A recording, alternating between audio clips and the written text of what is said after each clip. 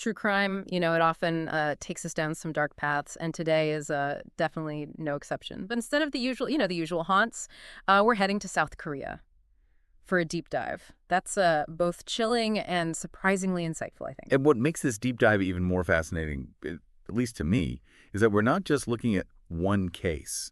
We're looking at two.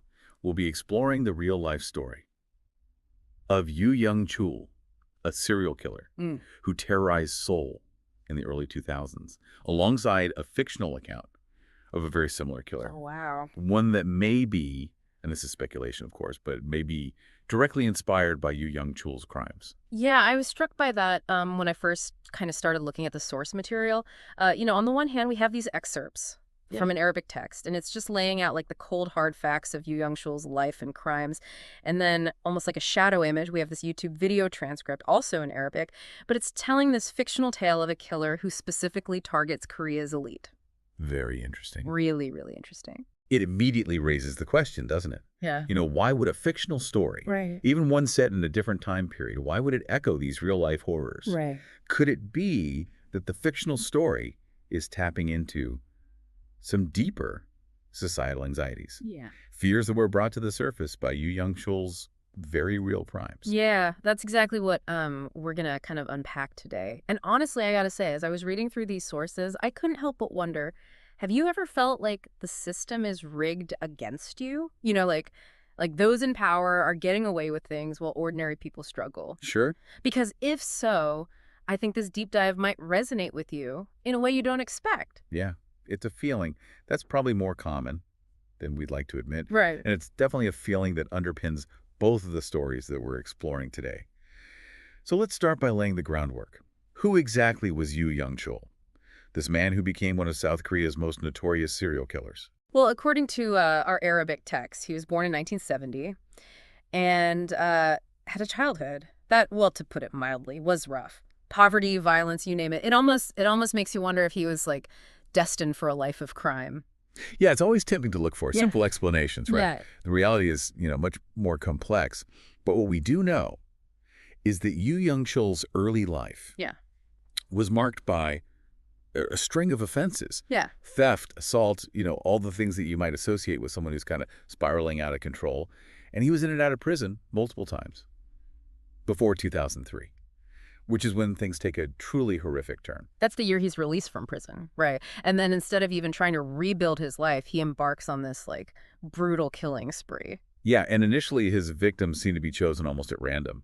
Wealthy individuals living in affluent areas of Seoul, elderly people who might have been seen as easy targets. He was breaking into their homes using incredibly brutal methods like hammers and knives. God. It's hard to even imagine the fear that must have gripped Seoul at the time.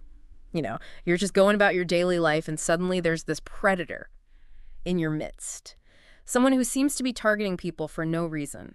Yeah, and here's where that social context we talked about earlier, it becomes really crucial. Remember, this is the early 2000s. Right. A time when South Korea was still grappling with the aftermath of the 1997 Asian financial crisis.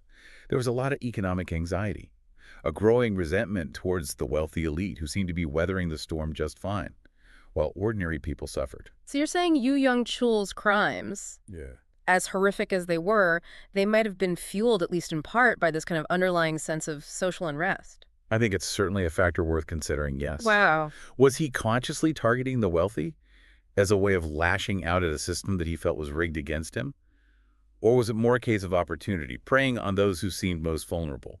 That's what I find so intriguing about this case. Like, it forces us to look beyond the simple act of violence and consider the broader forces at play.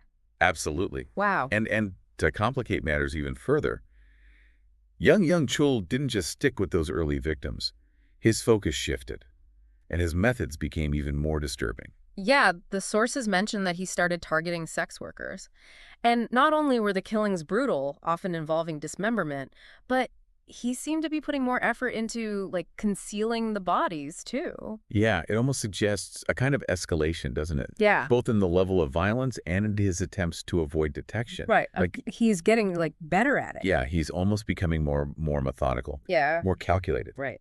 But like all serial killers, he eventually slips up, Of course. leaving behind crucial evidence at a crime scene, and this is in 2004, and thankfully this led to his capture. Right. Once he was in custody, he confessed to a staggering at least 21 murders.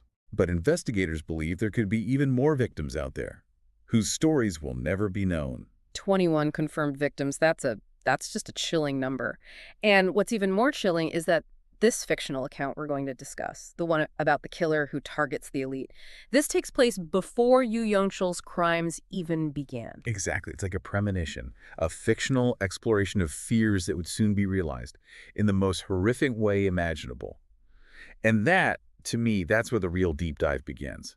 Why would this fictional story, set in the 1990s, during a time of intense economic transformation in South Korea, why would it imagine a killer who preys on the very same anxieties that would later fuel Yoo Young-chul's real-life rampage?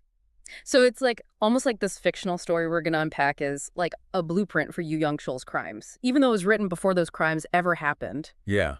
Yeah, the timing is crucial here. Yeah. Remember this fictional narrative. It emerges in the 1990s, a period of, rapid economic growth in South Korea, Right. but also a time of widening social disparity. And you can really feel that tension, that sense of unease, simmering beneath the surface of the story. Yeah, it's set against this whole backdrop of like the cables, Right. those massive family-run conglomerates that were like driving South Korea's economic miracle. Exactly. Yeah, the cables were practically synonymous with wealth and power in South Korea. Right. But they were also increasingly seen as symbols of corruption and inequality. And that's where our fictional killer comes in. He's not just targeting anyone. He's going after the very heart Yeah. of this system, picking off prominent businessmen, CEOs, anyone he deems corrupt or exploitative. So in a way, it's like he's acting out the fantasies of many ordinary Koreans who, who felt powerless against these like these economic giants. I think that's a key insight. He becomes this sort of dark reflection of the public's frustration, this avenging angel, if you will, who's delivering this twisted form of justice that the legal system seems unable or unwilling to provide. And the way he's described in the YouTube transcript is it's not just about killing, is it? There's a real theatricality to his crimes, like the sense that he's trying to send a message. Oh, absolutely. The killings are described as incredibly brutal, often involving, torture and mutilation. And he leaves behind these chilling messages written in the victim's own blood, almost like a signature. God, I remember reading about like one scene where he carves the word greed into a CEO's chest. Oh, wow. It's horrifying, but at the same time, you can't deny the raw power of that imagery. Exactly. And that's where the fictional narrative starts to diverge from the real-life case of Yoo Young-chul. While both stories tap into that underlying social unrest we've been discussing, the fictional killer is much more deliberate, more focused in his choice of victims and his methods. Right, so Yoo Young-chul seems driven by rage, by this almost primal need to lash out, while the fictional killer is almost surgical in his approach. It's like he's trying to expose the rot at the core of the system, to hold a mirror up to society and say, look what you've become. Right. And what's really fascinating is that some people within the story actually start to see him as a hero. Yeah. The transcript mentions how public opinion is totally divided. There are those who are terrified, of course, but there are also those who see him as this kind of Robin Hood figure taking down the corrupt rich. Which, when you think about it, is a pretty disturbing reaction. Right. You're essentially rooting for a serial killer. Yeah. I guess it speaks to how deep that resentment ran, though. Like, people felt so powerless, so ignored by the system, that they were willing to embrace this vigilante, this symbol of righteous anger, even if his methods were, absolutely horrific. It's almost like the story saying, if the system won't deliver justice, then maybe we need someone who will, even if that someone is a monster. And it's not just some fringe element that feels this way either. Right. The transcript mentions how the story was adapted into movies and TV dramas, so clearly this had a pretty broad appeal. Absolutely. It became a cultural phenomenon, sparking debates about social inequality and the limits of the law. It makes me think about how we as a society grapple with complex issues like corruption, and injustice. Sometimes it feels like the official channels for addressing these problems are just like inadequate. And that can leave people feeling frustrated and unheard. Yeah, and that's the danger, isn't it? Yeah. When those legitimate avenues for change are blocked, it can create a vacuum that something else rushes in to fill. In this case, it's a fictional serial killer. But in the real world, it could be something far more dangerous. Extremist ideologies, political violence, you name it. So we have these two narratives running kind of parallel to each other, right? We got the cold, brutal reality of Yoo Young-chul's crimes, and then this fictionalized exploration of a killer who targets the elite. And even though they're separated by that line between fact and fiction, they both seem to be tapping into the same vein of social anxiety, this fear that the system is rigged against the average person. And that's what makes this deep dive so compelling, don't you think? Yeah. It's not just about the crimes themselves. It's about what those crimes reveal about the society in which they occur. It's like holding up a mirror to our own deepest fears and asking, what if the monsters we create are just reflections of ourselves? So as we move into the final part of our deep dive, I want to come back to this question of how we as a society deal with these underlying anxieties. If we acknowledge that they exist, that they're fueled by real problems like inequality and corruption, how do we address them in a way that doesn't lead to more violence, more division? It's the million-dollar question, isn't it? And I don't think there are any easy answers. Right. But perhaps the first step is simply being aware of these anxieties, understanding how they can manifest in both individual and collective ways. That's a good place to start. To recognize that sometimes the most horrific acts, the ones that seem completely senseless, can actually be symptoms of deeper, systemic issues. We've been talking about Yoo Young-chul, the real-life serial killer in Seoul, and then this whole other fictional narrative about a killer targeting Korea's elite. And what's really striking me is how those two separate threads, they kind of weave together into this bigger tapestry, Yeah. of social unrest and this unease. It's like the fictional story, even though it comes before the real-life crimes, it almost anticipates the kind of anxieties that would make a figure like Yoo Young-chul not just a monster, but like a symbol of something larger. It makes me think about, all the true crime stories we consume, books, podcasts, documentaries.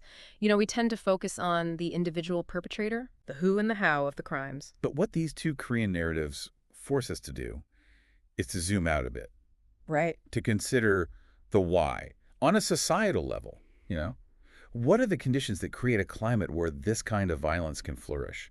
Yeah, and in this case, it seems like, that climate is one of simmering resentment, of feeling that the system is rigged against the ordinary person. Yeah. And whether that's fueled by, economic inequality or a perception of corruption, it creates this pressure cooker where people they're looking for someone, anyone, to take action. And in the absence of legitimate channels for change, that someone can take a very dark form. Right. In the fictional story, it's a vigilante killer who's delivering this twisted form of justice. In real life, it's Yoo Young-chul, driven by rage and a desire to punish those he sees as having wronged him. What's even more disturbing, though, I think, is how the fictional narrative, it blurs the lines between hero and villain. Yeah. Like here you have this killer committing these absolutely horrific acts, yet some people see him as this folk hero. Yeah. It's a dangerous romanticization, isn't it? Yeah. It suggests that the ends justify the means, that violence is acceptable as long as it's directed at the right people. I wonder, though, if that reaction speaks to a certain level of desperation, like, if people feel like the system has failed them, that they have no voice, no power to change things, then maybe they're more willing to embrace even the most extreme solutions. It's slippery slope for sure. Yeah. But I think you've hit on a crucial point. Yeah. We can't just dismiss those who sympathize with the fictional killer as bloodthirsty or naive. We have to understand the underlying conditions that create that kind of mindset. So if we acknowledge that these anxieties are real, that this resentment is valid, how do we channel it in a way that's, productive? That leads to actual change. That's the challenge, isn't it? And it's one that goes way beyond the specific context of South Korea. We're seeing similar tensions play out all over the world. The rise of populism, the erosion of trust in institutions, this growing sense that the game is rigged. It's almost like these two Korean narratives, one real, one fictional, are like giving us a warning. Like if we don't address these underlying issues, if we don't find ways to create a more just and equitable society, then we risk creating a world where the Yoo Young-chuls of the world aren't just anomalies. They're symptoms of a much deeper sickness. And as we wrap up this deep dive, I'm left thinking about how storytelling, even in its darkest forms, can act as a kind of like a societal pressure valve. Yeah. By giving voice to our anxieties, by exploring these uncomfortable truths, perhaps we can start to find solutions before the pressure cooker explodes. It's a sobering thought. but definitely a necessary one. So for everyone listening, I'll leave you with this. What are the stories that resonate most deeply with you? What anxieties do they reflect? And what can you do in your own life to address the issues that those stories they bring to light? Because sometimes the most profound insights, they come from the darkest corners, and it's up to us to find the light within them.